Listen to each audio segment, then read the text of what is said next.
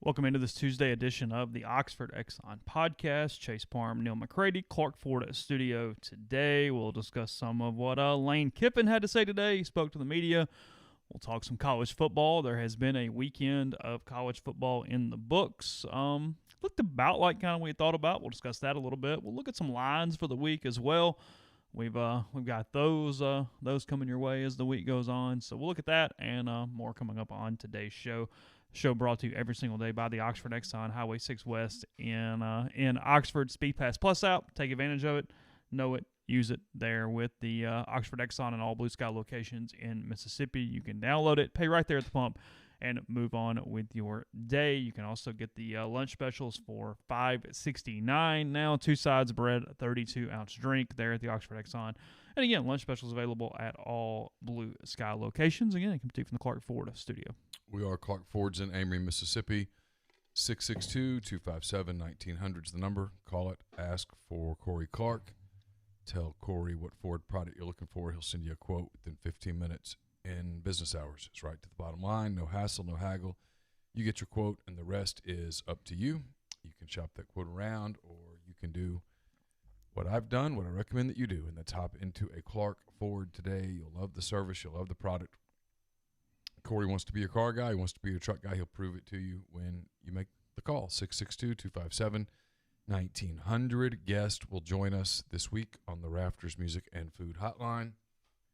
Rafters on the Square is open. Be a great place, I guess, tonight to watch NBA, Major League Baseball. Thursday night, the NFL season begins. The Chiefs and the Texans live from Kansas City. You can watch that game. And then, of course, on the weekend, college football is back, as you know. Huge game in West Point this weekend as could be soon nationally ranked ULM travels to West Point to face Army. You can watch games like that at Rafters on the Square. You can also go to Rafters on the Water. It's still plenty warm outside, and you can enjoy their picnic-style dining area, food specials, drink specials, the house-made frozen margarita, and so much more at Rafters on the Water at the Sardis Marina. You were doing the West Point thing, and in my head, I thought Oxford might be playing West Point, and you were making a Chargerette joke. You went completely to the other West Point on me as you were talking. Chargerettes are at home this weekend. Okay. They face Lafayette.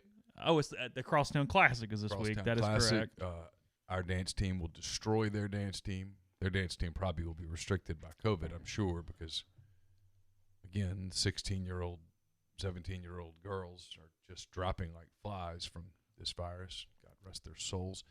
And, but so a reminder from a programming standpoint, no show Thursday night because it will be senior night at Oxford, where I'm sure I'll get a lot of cross looks from some people for comments that I've made. But it's Chargerettes are going to be honored among other groups that are there around the high school or whatnot. But it's mainly about the Chargerettes on Thursday night. So we'll do our live show on Saturday. B-Rad in the live stream says he saw a man riding a motorcycle with a mask on but no helmet. Yeah. I got to get – my brother called me today, and he and I are on the same page on this. Okay. The people driving in cars by themselves with their mask on. This is a thing? Oh, it's everywhere. Oh, I haven't seen this. Oh, it's everywhere. What in God's name – I'm going to tell you – here's my thing. If you're that scared that you're driving in your own car with – your mask on, you just don't need to go anywhere. Hide at home, get someone to bring your stuff to you, drop it off, spray down the bags. Be careful for love of God. But don't if you can't drive in your car by yourself without a mask, you're either too compromised to be out or you need help. I mean, I guess I've seen it, but I don't. Okay, sure. Oh, I've got a watch for it. It's almost every other car. Okay. I don't understand. I'm blown away by it. It boggles my mind because you are either so compromised that you're terrified, at which point stay home, please. Let people take care of you, or you have really let the media get you here. I mean, they've got you freaked out. You're following the wrong people on the Twitter twatter. We gained plenty of interaction against LSU 92 that just said our food segment was bad for radio on Thursday night. Probably not the show for LSU 92. We're probably not going to go hardcore stats on you all day. Probably not going to be the thing for LSU 92, but it produced some pretty good stuff on Twitter with response. Yeah, I didn't respond to the person, but my thought was you clearly don't get that show. That was not going to be for you. That's not the hardcore sports talk show for you. Yeah. None of ours are, but that one is especially at that point. I've got the mock-ups up in front of me of things we're gonna get to you merchandise wise. Again, we had an audible last week, one that I think over time will be the right choice for us. It delayed things a little bit, but quickly moving through. We got t-shirts, polos, pullovers, hats, tour visors, the whole deal. Again, got them up in front of me here. I think you guys will be pleased, the ones that are wanting some stuff. So just heads up there. We have a lot of options for you for the different things that we promised you. So it's coming. Just a little heads up. So anyway, let's see. We got lines. We'll get to that. It's amazing NFL starting. It didn't really sink into me yet. We're just a couple days away from Texans and Chiefs. Yeah, about 50-something hours from right now. I know Ole Miss playing will feel like this too because it's what we know and it's the local thing that we've been trying to get to. But the NFL playing, that's a big deal. That feels like, okay, a little bit. Sure. You know what I mean? Yeah, like letting them get out there and whatever. It goes, okay, we're okay here. I said that in April. One of the things I've thought a lot about the last few months. Real quick, no, the apparel is not golf related. There's just a tour visor amongst the apparel. I mean, no, it's all just t-shirts and pullovers and different things. The hats are running hats that we're looking at right now too. By the way, somebody asked about running gear. Yeah, I actually like the running hat. Yeah, Neal was more. We will create multiple options because Neal and I. It was the only piece of apparel that Neal and I kind of disagreed on. Yeah, so. Yeah. I mean, we didn't fight or anything. But he didn't like something, and I caught my eye, and I was like, "Oh, I like that." Yeah. So it's all good. We probably can do some. Nike is one of the products that we have. We probably can do some other running gear too. If somebody does want to dry fit a piece of apparel, I have no problem with that. Yeah. We can do that. So anyway, yeah. Just if I want to get Carson to wear it to school, I'm probably going to have to get some dry fit for him. Really? Is that kind of his thing? Dry fit. Look, it's amazing now that we have it, and I've said this, and I'm not going to go back and make this a conversation because we've talked about it before on the podcast. The fact that we wore cotton as much as we did running, I mean, we didn't have any other better option, but the way that does not breathe, the way that it just sweats and sticks and whatnot to you, I mean. Young people today don't appreciate how hot that cotton stuff was underneath your shoulder pads. Oh, yeah. And then underneath a catcher's gear. Well, see, that's what I was thinking was our undershirts were, in baseball, all the undershirts were cotton. I mean, whether it be, you're running in them or, like you said, playing or whatever you're doing. I mean, good grief.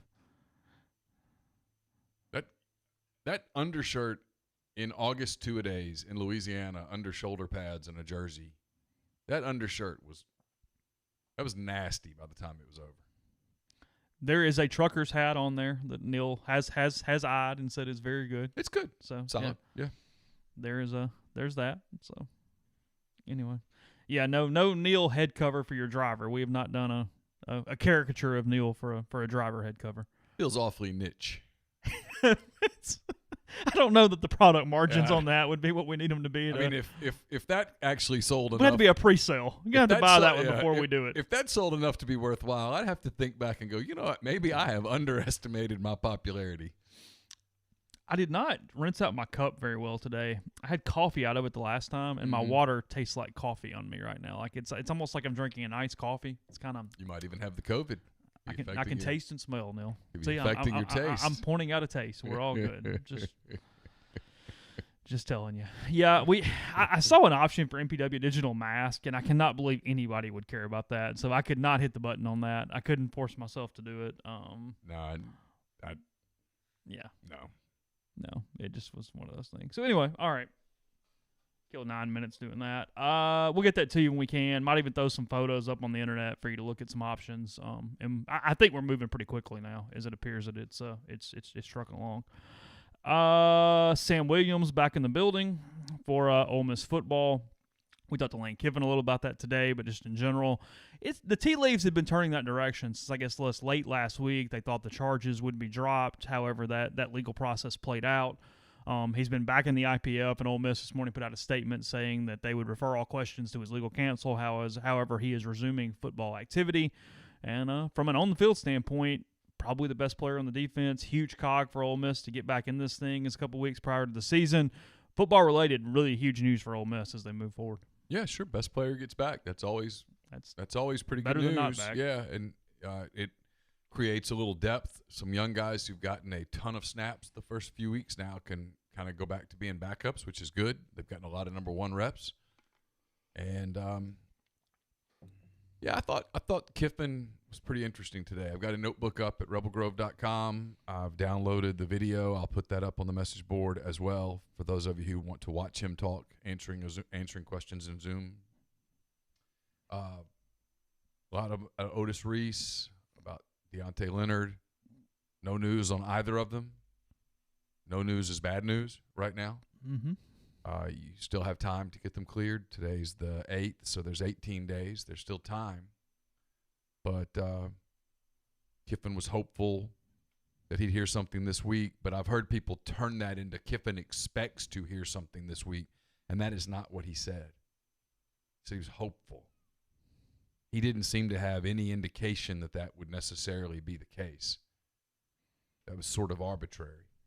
Obviously, anyone who's ever followed a preseason knows that once you get within 2 weeks, you start to kind of change what you're doing. You go from season prep to a little more specific game prep. And so my guess is that if he doesn't have word on either of those guys by this time next week, there's going to be some frustration that sets in. But today it was just kind of they didn't know, and he was hopeful. He was asked, do you know when you might hear something? And to his credit, it would have been easy to say no, end of answer. But he said no, and then he said, kind of hope we do. And people took that and ran with Ole Miss expects to hear something this week. And that, yeah, of course he hopes to hear something. I mean, that's... Yeah, I mean, I hope to grow hair this week. He made his pitch, which was a very accurate pitch, as you're being pretty unfair because everybody's getting the dang year back anyway. I mean, what difference does it make in a way because you're not losing any eligibility? Well, it's my theory here, okay? Sure. It's all it is. This applies to Otis Reese. This applies to Joey Gatewood at Kentucky, who, to my knowledge, has not yet had clearance yet either. It's my theory that there are powers that be in the SEC that don't want to see intra-conference transfers. Is that the right word? Intra-conference transfers get immediate eligibility. They're worried that will turn into free agency, and they don't want that. Now, I could be dead wrong. I don't know that. No one has told me that. It is a quasi-semi-educated guess. I didn't make it up. I've talked to people about it, but no one has come out who I deem to be a trustworthy source and said, oh, yeah, that's the deal.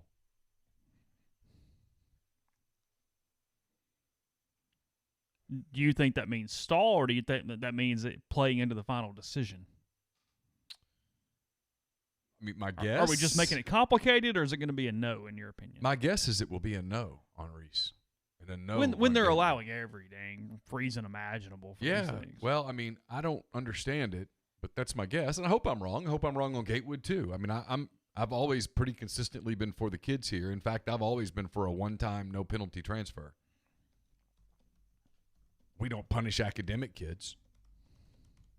So it goes, well, they're on scholarship. Hey, you don't punish a kid on academic scholarship at Alabama if she decides she wants to transfer home to Georgia Tech. Of course. You don't say, no, you have to sit at home for a year, Jane. Mm-hmm. Why are we treating athletes different? It's where the leverage really could have worked. I think a one-time transfer would have been easily doable and moved up quicker and everything else had that been one of the things that was pushed. So far, very pragmatic, tangible thing that could have happened. So far, the players are bungling the leverage thing to no one's shock. Yeah. I mean, keeping this real. It's not organized enough. No, kneeling and taking a 5-yard delay of game penalty, one play on a game in September. I mean, okay. I don't know what the hell you think that accomplishes other than now it's 1st and 15. I mean, I don't know what social statement you think that's making. It's so ambiguous that people go, well, what are you trying to say? You want to fight for change in your deal? Okay. Hey, we think we should have the right to transfer like a normal student. That's actually something that a lot of people in the media would get on board with. Mm-hmm. And when someone goes, well, you don't understand roster management. Lane Kiffin makes $3.9 million. If that means that there's another couple of days in there that he's got to manage some rosters a little, be all right. It'd be okay. Happy players don't transfer. I mean, I'm not trying to be crass or whatever or rude, but I mean, I don't have a lot of sympathy for the coach making $5 million a year who says, man, this is going to make managing my roster a headache. No, because odds are if you're at a place making $5 million a year, you're just going to replace the kid that transferred with another transfer. Mm-hmm. I mean, the programs that will get screwed will be the programs that always got screwed. The really good player who stumbles into ULM, for example, ends up at LSU. All right, it happens. The globe will continue to turn. It's going to be okay. The players could have fought and still have time to fight for some things that would give them more rights. But kneeling one play before a game or during the first series of a game or whatnot, you make a statement, but I don't know what the statement is. Well, no, like keep me in context here, because you're willing to do what they want to do, and they think it's a cause that they really want to put their time into. The move from COVID-related leverage, COVID-related things that they were fighting for to social justice has absolutely hurt what they tangibly are getting done. It was much, when the Big Ten put out or Pac-12 or whomever it was put out that very first statement and said it was stupid with the 51% profit, but otherwise, okay, some of that stuff in there made sense. We went, okay, that's good. Yeah.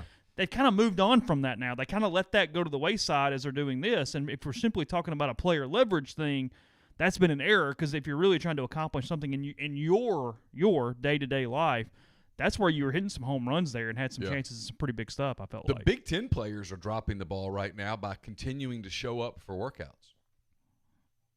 They should say, we have no incentive to come work out. And if you'd like to take our scholarships away, awesome. We'll transfer somewhere. Mm-hmm. But we're not coming for workouts. We weren't involved in this decision. You didn't keep us up to date, so we're letting you know that we're not coming to work out. That would make news, and it would lead to a conversation. Well, how do we get you back? Well, you're going to have to explain how this decision was made with more clarity.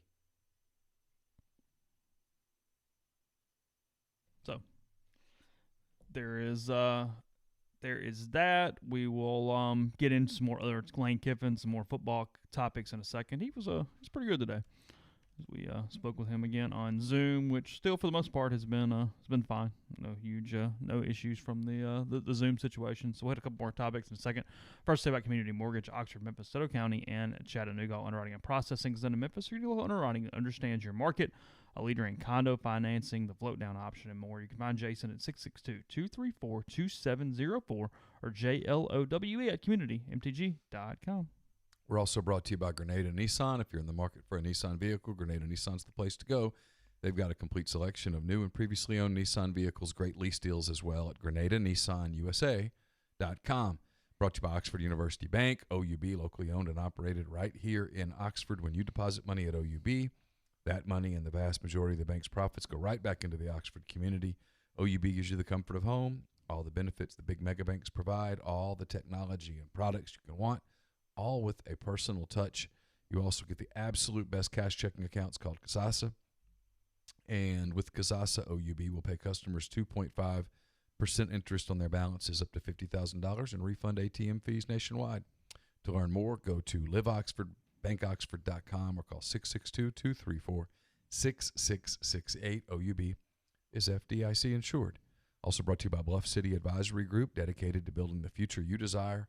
Founded in Memphis in 2019, their team is comprised of established and seasoned financial experts who came together to serve individuals and families of their beloved hometown.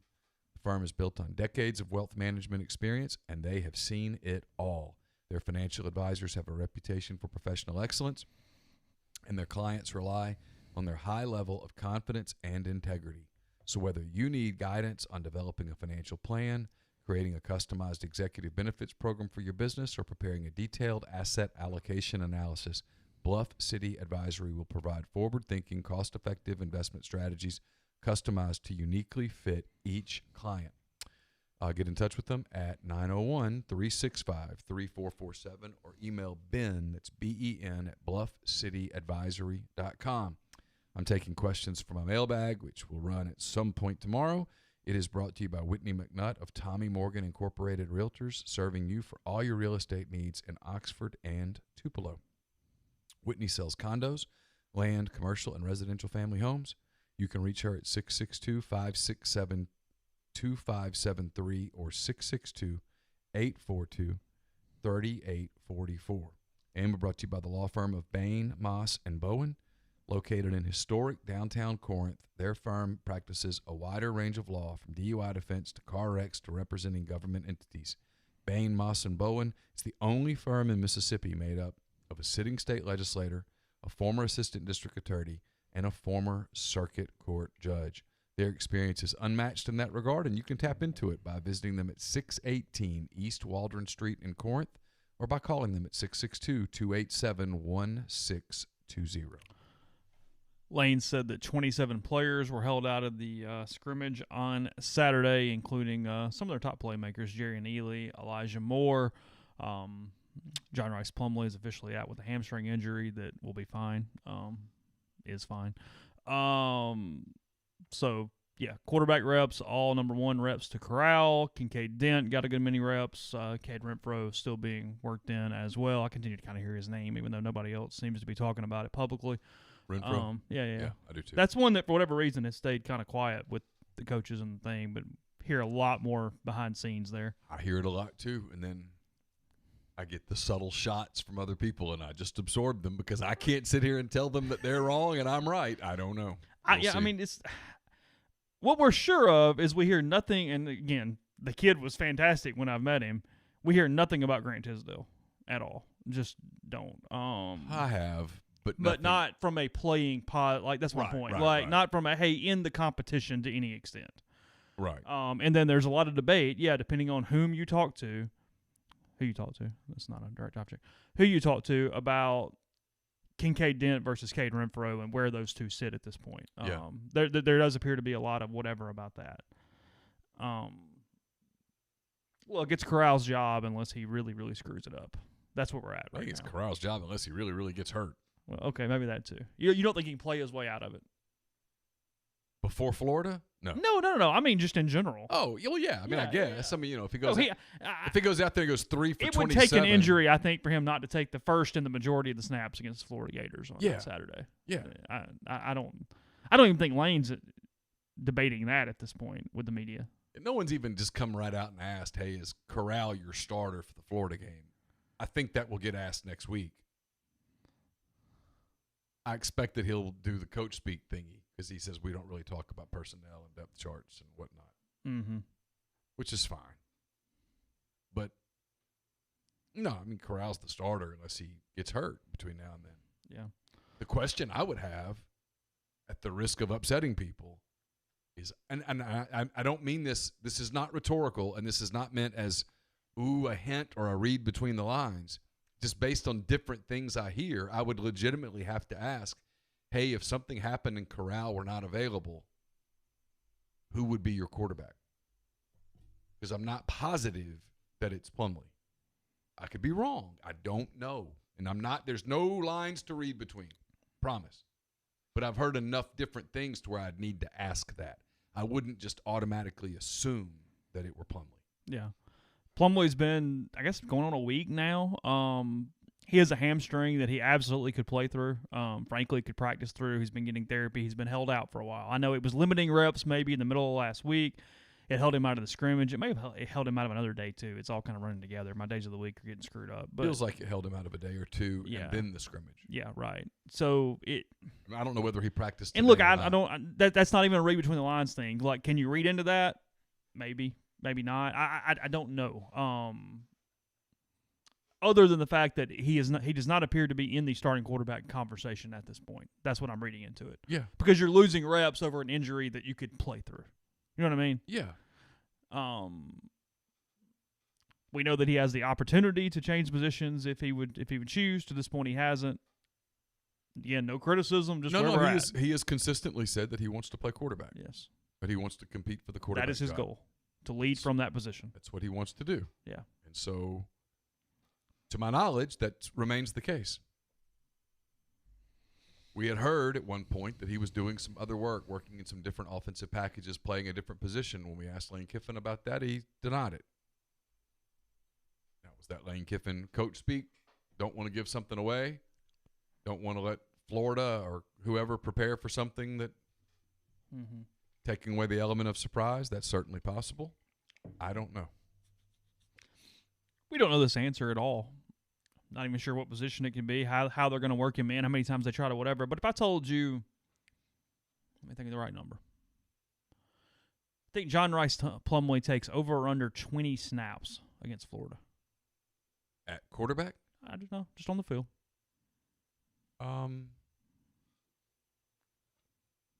Ooh. However, don't care how. Probably go under. It's a question we have no answer to. Because I don't know how he's being worked in or what other packages are available or what they're doing. I don't know. I don't have that answer. If you ask me, if you put as a quarterback, I would definitely go under. Yeah, that's not my – If you told me that he played some other spots on the field, I mean, I might buy that. But if that's going to happen, I'm guessing that you got to get moving on that here pretty soon if you want to be effective with it. Whether that's in a slot or at defensive back or at some sort of an H-back or whatever, I would think that you've got to get some work in with that, including some live work. Not just walkthroughs and run-throughs. I would think you'd want to work on that in a scrimmage. Right.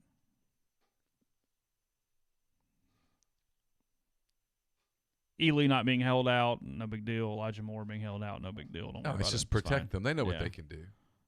Keep the tread on the tires. Well, yeah, we're also to the point of the deal where an injury to one of those guys, like an ankle injury or something, and they could miss the opener. So you know what you have in Elijah Moore, and you know what you have in Jerrion Ely, and there's no reason to get Jerrion Ely hit by your people right now. I mean, it just doesn't make a hell of a lot of sense. Get the other guys ready. You've got a bunch of other backs, and you need to figure out whether that's a good point. Who can Parrish and Bullock and those guys need some touches. I mean, you got to figure that out. So I don't know. I mean, we're getting close to the time. Again, I mean, I guess they might scrimmage one more time pretty carefully, and then you start getting into, hey, we got to start scaling back, keep people fresh. It's been a long preseason. This is week 4. The only other really interesting thing I thought, and it's not really Ole Miss related, although it kind of is considering their numbers, was, and you asked the question because we all saw the quotes. BYU beats up on Navy, quite ugly, over the weekend, and the coach at Navy said it was 100% on him, that they basically tackled dummies and they hit sleds and they didn't touch one another throughout camp, and that it was an error because they were not ready for the game. Lane said he has made that mistake before at SC when they had a bunch of numbers issues, but that he realized that you have to work out and you have to practice full speed and normally to be ready for a season. Yeah, I thought I asked a fairly decent question there, and he gave better, a really good answer. Say he's better, and this is not a shock. This would make this is completely what you would expect. more than any Ole Miss coach I have covered, he is better at the off-topic question, bringing it in and answering it fully. Because it almost would throw some guys off. You know, Hugh was like that a little bit. He wanted to talk about Ole Miss. Like, unless it was like a joking NASCAR question or something, wanted to bring it back. And Lane's got a much more better idea of the outside world and how everything relates and goes, okay, it's I'm checking my name for Twitter real quick. Okay. No, he does. You're right. He's really good about that. If you ask a big picture question, he's interested in that. Frankly, he gets bored with the specific stuff. Well, because he had given it some thought. You could tell that was okay. He had watched some of that game last night or heard something about that game last night. Probably clicked a little and went, and probably seen Ken. I can't ever say I know. Niama Matulo or something like that. Yeah, seen his comments, which were incredibly transparent, where he says, "This is on 1,000% on me. I made this decision." And so my question was, given how COVID sensitive everyone is with contact and all of that, has it made it more difficult this year for you to balance getting your team ready in the preseason from a blocking and tackling standpoint? And he said, well, no, because I made that mistake at USC coming off a year where sanctions had hit them and they didn't have a lot of incoming guys and they practiced differently and they hit differently and they weren't good. Mm-hmm. And he said, that was on me. And so, no, this year we've tackled like we normally would, practice like we normally would, because it doesn't matter if you get healthy, if you get to the starting line healthy, but nobody can tackle. Still got to play the game. It's still football. It was really a thoughtful answer that, you know, we've dealt with a lot of guys in the past who would have basically been so locked into their landscape that they wouldn't have been able to answer it. Or they would have given you the coach speak, no, we don't pay attention to outside of the walls here, blah, blah, blah. And you're like, oh, my God. He knew that had happened and had thought about it and probably had thought to himself, I've been there before. It wasn't Ken's an idiot. It was, I can see how that would happen because it happened to me. Yeah. Not with COVID, but with numbers. Mm-hmm. And we weren't ready to play football. And Navy last night was not ready to play football. And it showed. Navy's a lot better than that, I'm going to guess, by the end of the year. But they weren't ready last night to be physical, and anybody who's ever played football knows that the physical aspects of it are important. And you either have to be ready or you're not. And they weren't. And BYU was. They look good. You know, now 50 of them might pass out dead by the end of the day, but kidding, they'll be fine. BYU, their football schedule, too, is incredibly soft. Somebody said in the thread, they're right. I saw it last night. They easily could just run their table. I don't know what that's really going to do for them, but they could. Credit to them on finding games, because that thing looked dead in the water there a month and a half ago, and they found ways to get this thing done. Who do they have on their schedule? Do you have it up? Yeah, I got it up. They beat Navy 55-3. Tells me Navy is down. I mean, there's no way they're what we expect from Navy at this point. Either that or BYU is going to play for the national title, one or the other. I had enough beers to not really remember the fine points of that game last night. I just kept looking up. It was a bludgeoning. And the score was bigger. They play Army next in 2 weeks, or the 19th. Well, they'll get that one because Army is going to be so beaten down after Saturday. But Army is better. Army has progressively gotten better the last few years. It's a game. Saturday's going to be an eye-opener. Okay. Troy, the 26th. Okay. UTSA on October 10th. Mm-hmm. Houston on October 16th. Okay. Could be a game. I mean, I don't know about Houston, but whatever. Who's the coach there now? I don't know. Okay. Texas State. Okay. Western Kentucky. Damn, this is the BYU schedule? And North Alabama. That's it. Oof. There are not many L's in that thing. They only play 1, 2, 3, 7, 8 games. That's all I've been able to find. It's just a crazy year. So I guess they could still add a couple of games. Yeah. Yeah.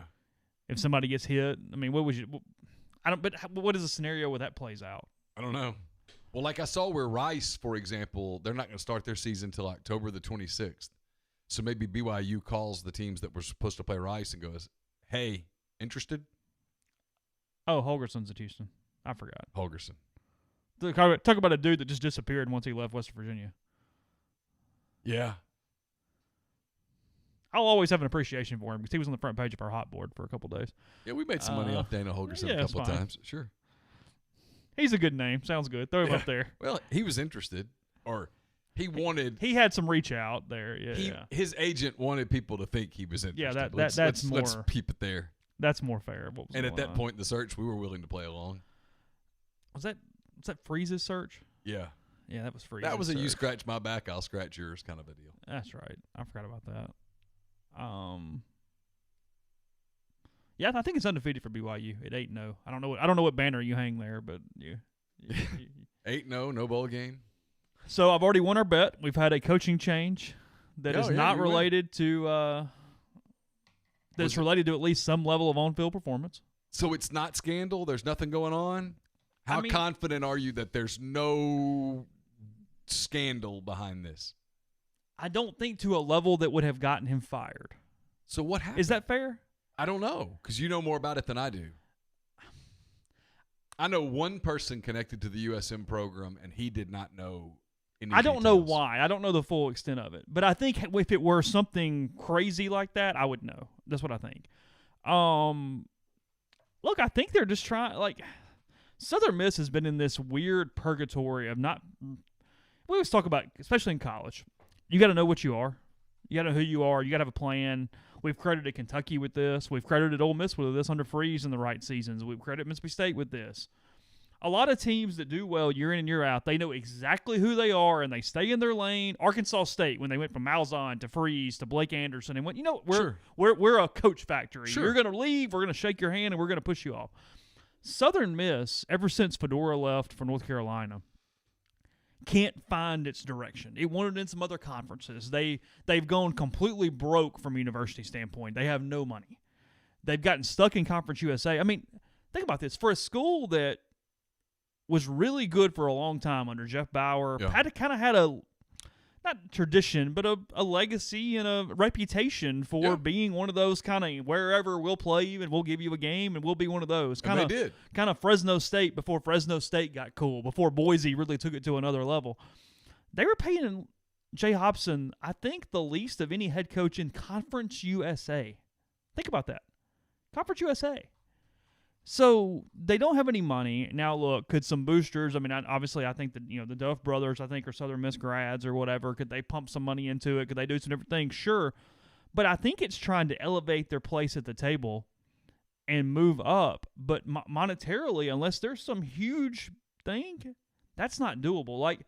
And look, I know how it happens. This is not even really a criticism because I understand how the sausage is made.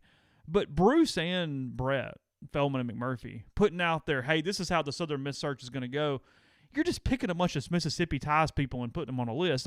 Hugh Freeze makes $2 million a year at Liberty. Well, he makes 4 times what Jay Hobson makes. So Chris Landry and I taped a SEC Football and Beyond today. We talked a lot of SEC West.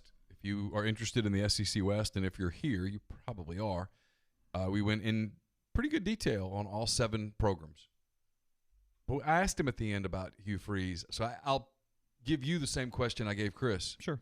A better job today. I don't care about history, okay? Throw history out the window. I don't give a damn about history. Better job today, Liberty or Southern Miss? It's Liberty, and here's why.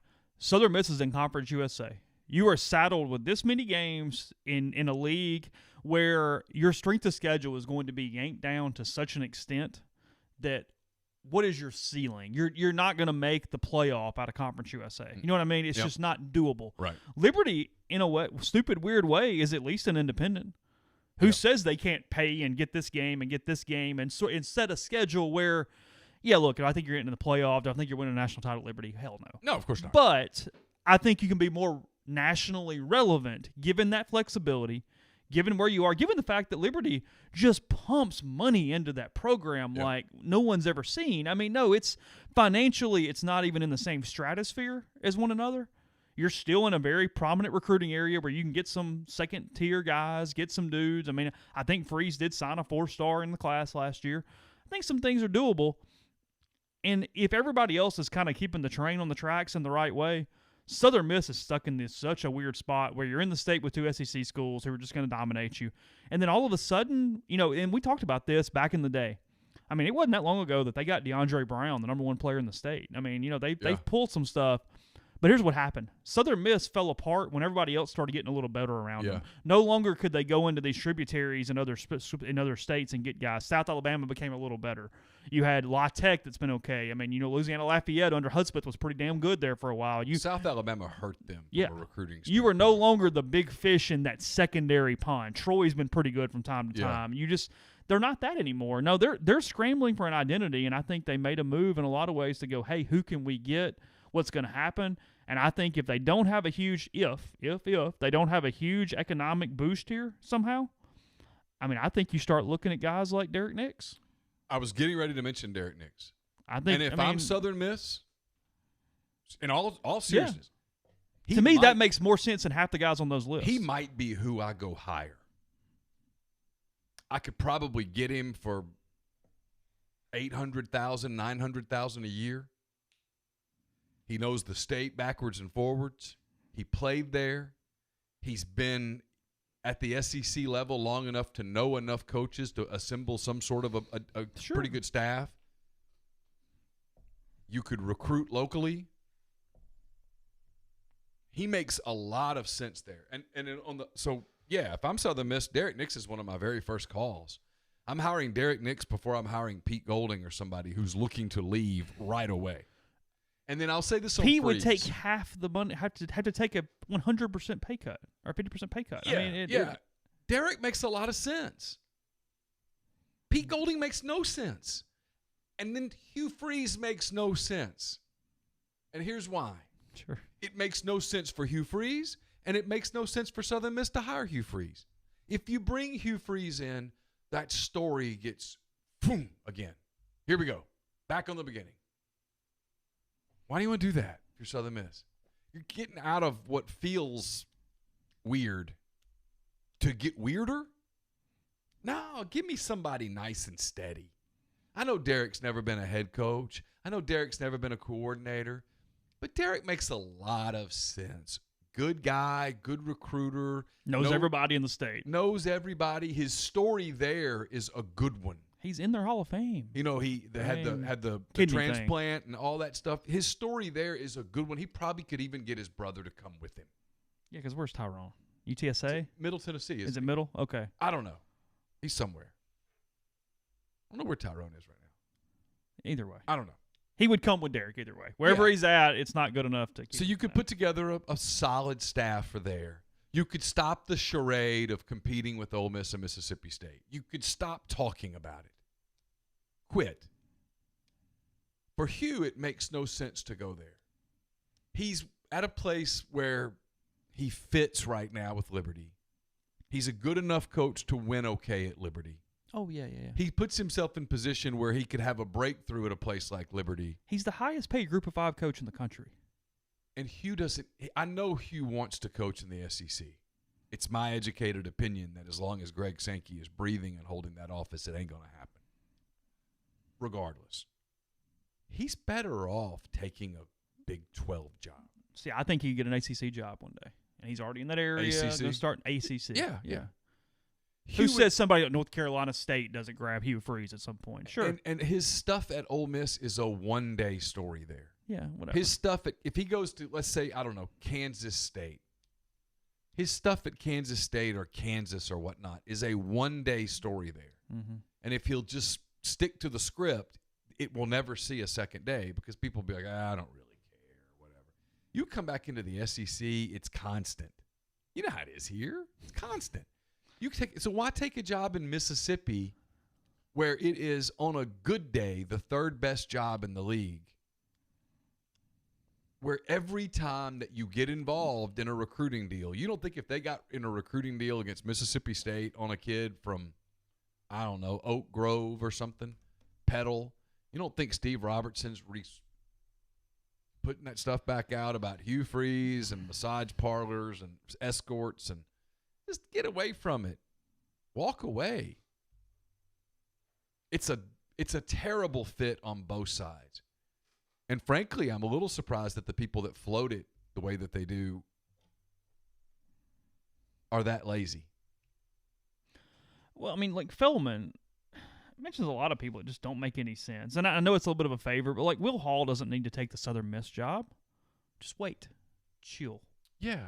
Just chill. I mean, I might even argue that right now being the offensive coordinator at Tulane is a better job Then the head coach than the at head Southern coaching Miss? job at Southern Miss. Oh. I don't think Southern Miss is a good job.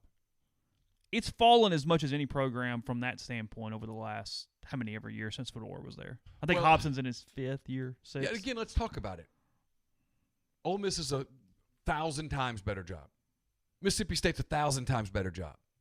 If you're a kid and you have the option to play at South Alabama or Southern Miss, where are you going? Where would you rather live? Mobile as a kid, as an 18-year-old kid, Mobile or Hattiesburg? No, I could see where South Alabama's a pretty cool spot for that second-tier kid. Yeah. Rather go to UAB or Southern Miss? UAB's hurt them. I didn't think about UAB. It's just a tough deal. So you got to go recruit against that all the time. Yeah, you'll win one here and there, but I just don't think it's a good job. It's a nice stadium. I'm sure their facilities are fine. You've got a little bit of a legacy, but the legacy is so long ago. Oh, that's right. Them hiring Ellis Johnson killed everything. I forgot about that. Completely forgot about the Ellis Johnson thing. Yeah, that was an error. Well, because of the league they're in, Tulane's a better job than Southern Miss. It's not even close. I mean, Tulane's just and Tulane's right down the road. Yeah. No, it's just you're already competing because of where you are. You're competing with Auburn and Alabama and Ole Miss and State and LSU. And now Tulane and South Alabama and UAB. It's a bad gig. Yeah. It's a bad gig. No point even fooling with it. Mm-hmm. Where are you going to get players? JUCOs? Well, and the COVID thing sets the JUCOs back 2 years. Yeah. Continue this conversation. Hit some other ones as we move along. First, tell you about Tyson Drugs and G&M Pharmacy, the immune support med packs. The pharmacist delivered combinations of vitamins and supplements designed to boost your immune system and lung health. It includes a 30-day supply of vitamin C, zinc, NAC, probiotic, and vitamin D3, which work together to boost many things, including GI regulation, immune regulation, lung health, and more. They believe it's the best combination of over-the-counter supplements to prepare your body for viruses. You can find out more at Tyson Drugs in Holly Springs, G&M in Oxford, or give them a call at 662-236-2222. We're also brought to you by John Edwards of Regency Travel Incorporated in Memphis. John was sending Jay Tate now some stuff just the other day about the World Cup in, is it called Qatar or Qatar? How do you say that? Qatar? It's Qatar, isn't it? Is it Qatar? I think it's Qatar. Yeah. I think you're right. I think so. Anyway, if you're interested in going to the World Cup in 2022, you can start thinking about those deals that are out there right now. There's a lot of really favorable deals out there because people are a little nervous about travel and that kind of thing. If you're thinking about a holiday trip, a trip next summer, just get in touch with John. Say, hey, here's kind of what I'm thinking about. This is my situation. This is how much budget I have for this trip. And these are my parameters. And then just go have a cup of coffee. Go have a beer. Relax. Let John come up with options that you will not find on your own. He knows how to make a vacation one that you'll be talking about for the rest of your life. 901-494-3387 or jedwards@regencytravel.net. First-time clients can save $50 off their first book trip just by telling John you heard about Regency Travel on the podcast. We're also brought to you by Pinnacle Trust. Pinnacle Trust is also home to the Pinnacle Trust 401k Advisory Services team. Get in touch with them today, and they can conduct a complimentary, no-obligation benchmarking and analysis of your current 401k plan. Mention you heard about Pinnacle Trust on the Oxford Exxon Podcast. You'll get 10% off your first year's fees. That's pintrust.com, PINN trust.com. Also brought to you by Dead Soxy. I know that we're starting to talk about football in the fall, but it's still warm out. Plenty warm. Perfect time to break out those no-shows from Dead Soxy. 9 new styles to choose from. Find the style that fits your occasion. Use the promo code Rebel Grove at checkout. Get 30% off the best dress socks you'll ever put on. Also, check out some of their fall and winter collection that's coming out. They're phenomenal socks. So comfortable. They stay up. You'll love them. They've got several bundle packs currently on sale. You can use your promo code in addition to these already deeply discounted prices and get into some Dead Soxies today. DeadSoxy.com, promo code Rebel Grove. Matt Luke take the Southern Miss job? Ooh.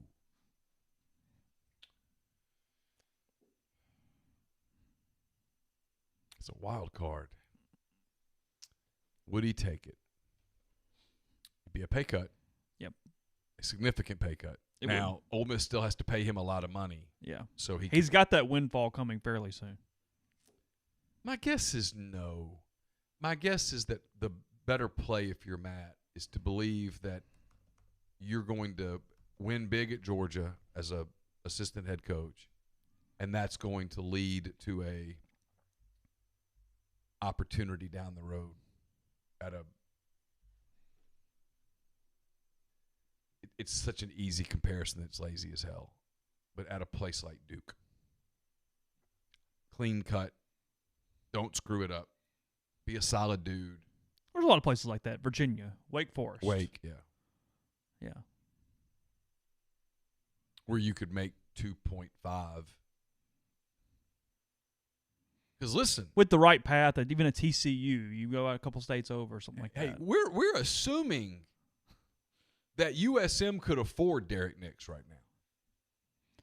Derek's probably making about what Jay made. And that Jay got that contract before COVID. Well, that's true. I mean, that might be that deal. I'd need to know how involved the Duff brothers are in this. I mean, they go, hey, by God, we're just going to give $1 million and we're going to do this. I can go upstairs and ask Carson for $6,000, and he's going to look at me and go, hey, Dad, I can give you 60. I mean, I don't have it.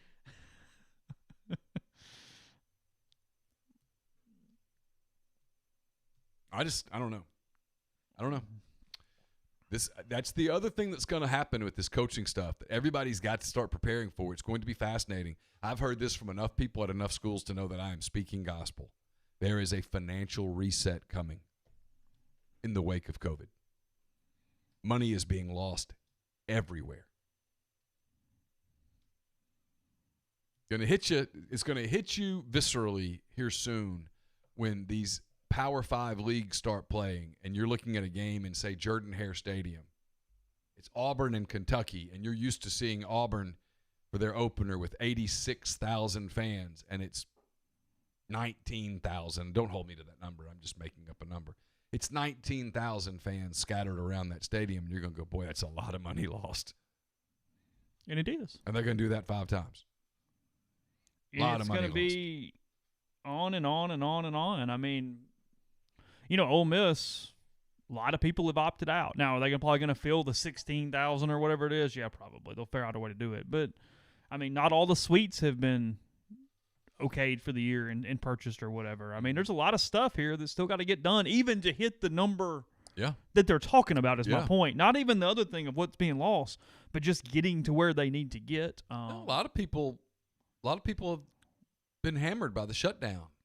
People might not have the, expendable income they had beyond just COVID concerns. Some people are just like, hey, man, I got to take this year off. And now we only know the opener because they're selling them game by game. So Who knows as the season goes on, who knows different things. But from the Florida standpoint. But, I mean, to me, that's the scary thing. It's the first one, meaning you might go, okay, we'll do it till we can't do it. And it's Florida at home. I mean, it's a pretty damn big game at home to start the season. It's not like, I don't know if I want to do Southeast Missouri State. Whatever. We'll wait. Florida's a pretty good barometer there to see kind of where you are as a fan base and whether you're going to the game or not. Think about the money lost. Ole Miss's first 3 home games are, if I'm right, Florida, Alabama, and Auburn. That's 3 correct. games that were going to be on the schedule pre-COVID. Yes. Not in that order. But that's correct. But those 3 games, I dare say, would have been 60,000 plus, of course, in that stadium. Yeah. So instead, it's going to be 15,000, give or take a few hundred. Do the math. 45,000 times. It's a lot of times. Mm-hmm. A lot of cash lost.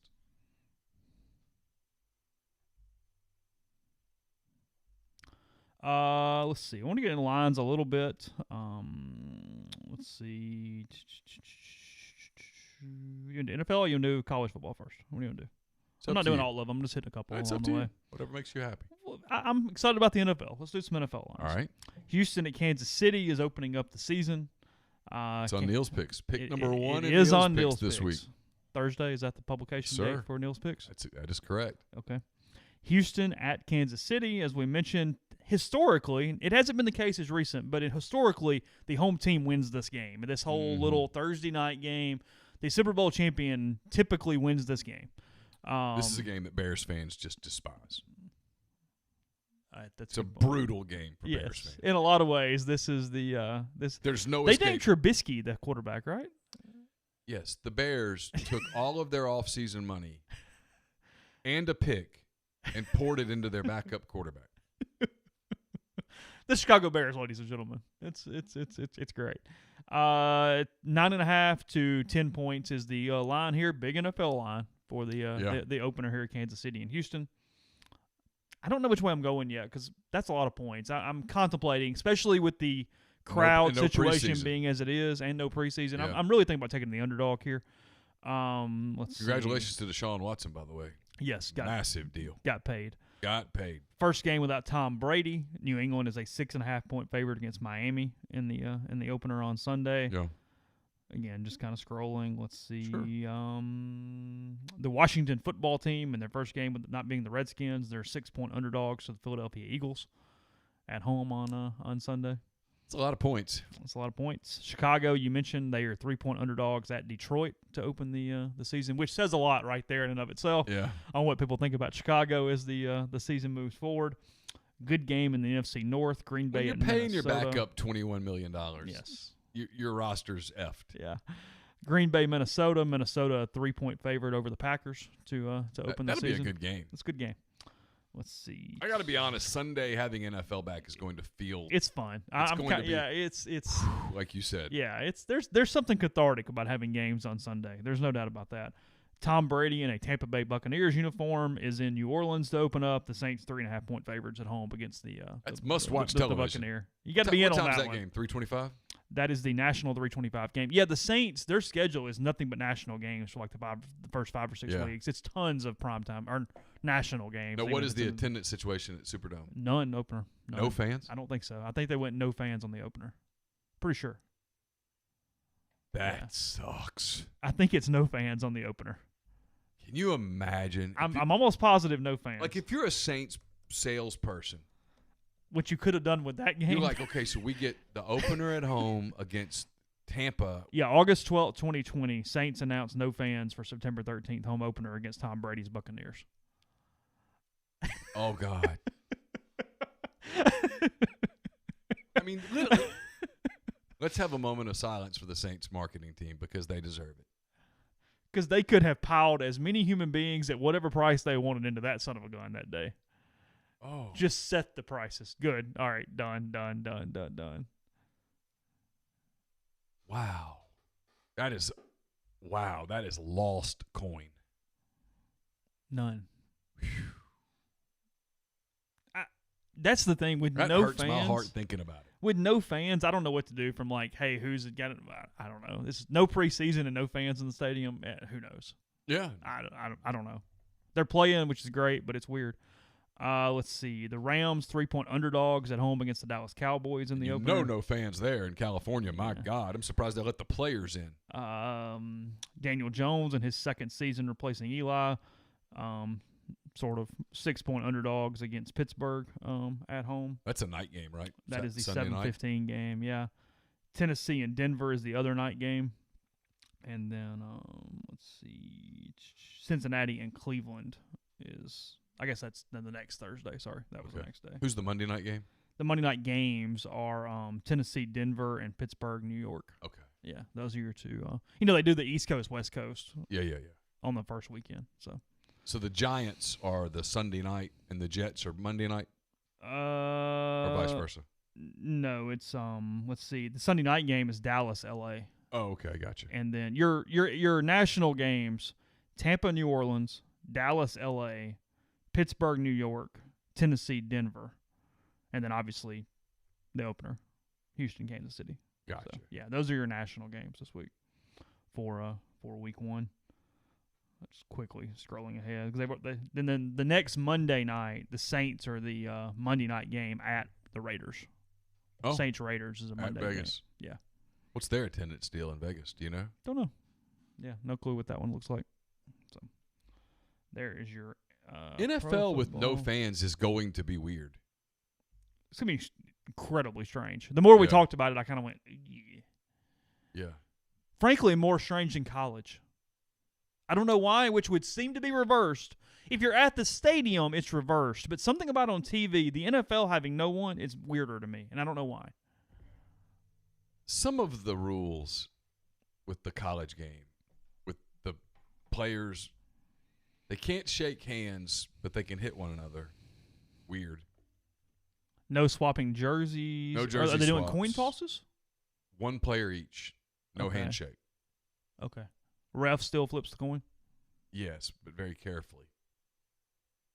And the ref wears a mask. All the referees wearing masks.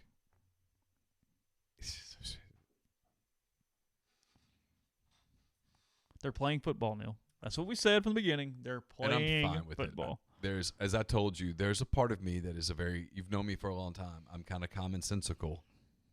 And my sense of common sense is being defied. The flag is going up a little. Well, it's my flag is kind of like the flag at Wrigley on Saturday, just blowing straight out. I mean, I'm alerted. Let's see. College football this week. SMU TCU has been canceled or postponed or something. I don't know. I think they moved it to December 5th. Did they? I think. Okay.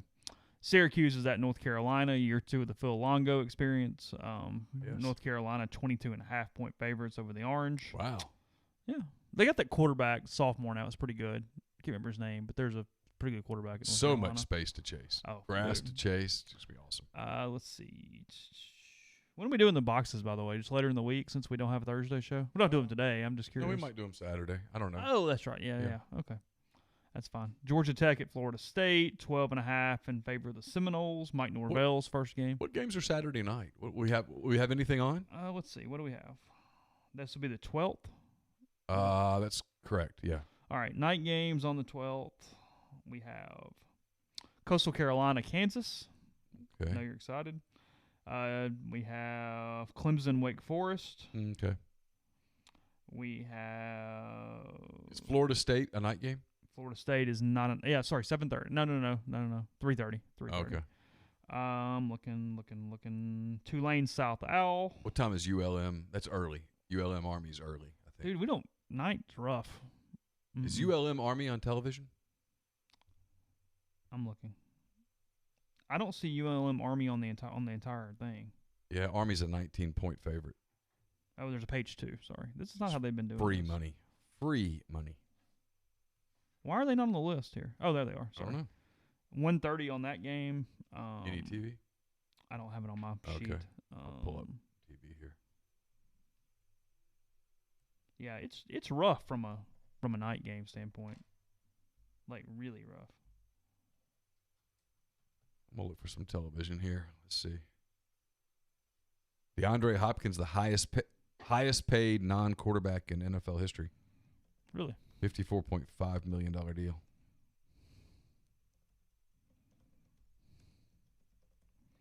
Yeah, our schedule's not good for night at all. Okay. Well, we'll have to focus. I'm looking for a schedule. Here we go. All right, Saturday. The TV games. ULL is at Iowa State. That's an ESPN game. Charlotte at Appalachian State. Okay. ESPN 2. Eastern Kentucky back on national television. FS1. Louisiana Tech and Baylor on Fox. Monroe and Army at 12:30 locally on CBS Sports Networks. That bad boy's on the TV here, I'll tell you that. Duke and Notre Dame is the NBC game. That'd be actually an interesting game, I guess, kind of. Who? Duke, Notre Dame. Okay. Georgia Tech, Florida State's on ABC. UTSA, Texas State's on ESPN2. The night games, the Citadel is at South Florida on ESPN+. Clemson and Wake on ABC. We'll probably watch Tulane, South Alabama a little bit. That's on ESPN2. Texas plays UTEP on the Longhorn Network. FS1 is, as you mentioned, Coastal Carolina at Kansas. Okay. Wow. Yeah. That's exciting. Coastal Carolina and Les Miles. Yeah. Then it starts getting a little better on The next week? the 19th, yeah. Okay. Sure. Get a Friday night game, Houston and Memphis, and then Virginia Tech, Miami, Louisville. Just looking games that might have some appeal. UCF, Georgia Tech. I spoke too soon. Pretty weak. Louisiana Tech, Southern Miss. Yeah, it's gonna be a minute. Still a couple weeks before we get the games that are going to get us fired up.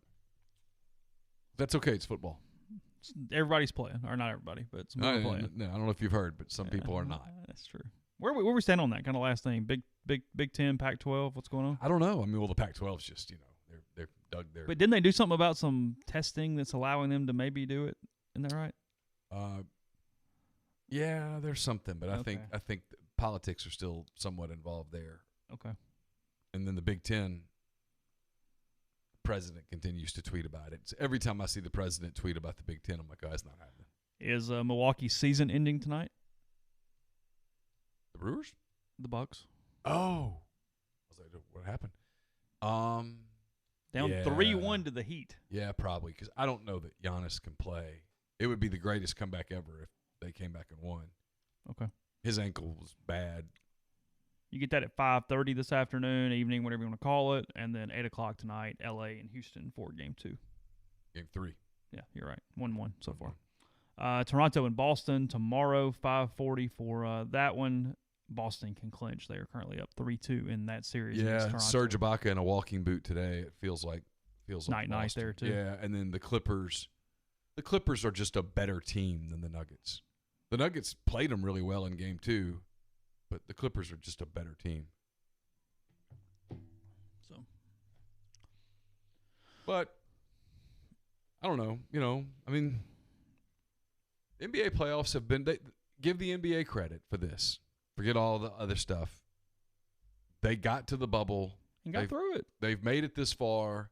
For the conference finals, they're going to allow guests and family members in.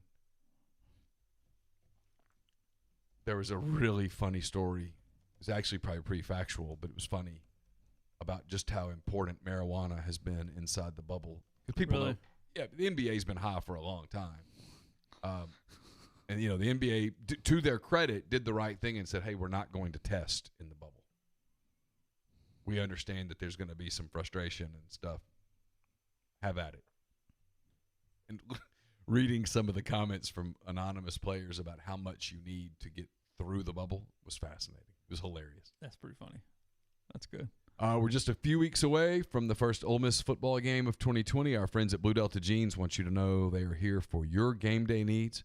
Whether you are one of the lucky few to get into Vaught Hemingway this season or if you plan to watch the game at home with a few socially distanced friends, a new pair of Blue Delta jeans are just what you need to look great and feel comfortable on Saturdays.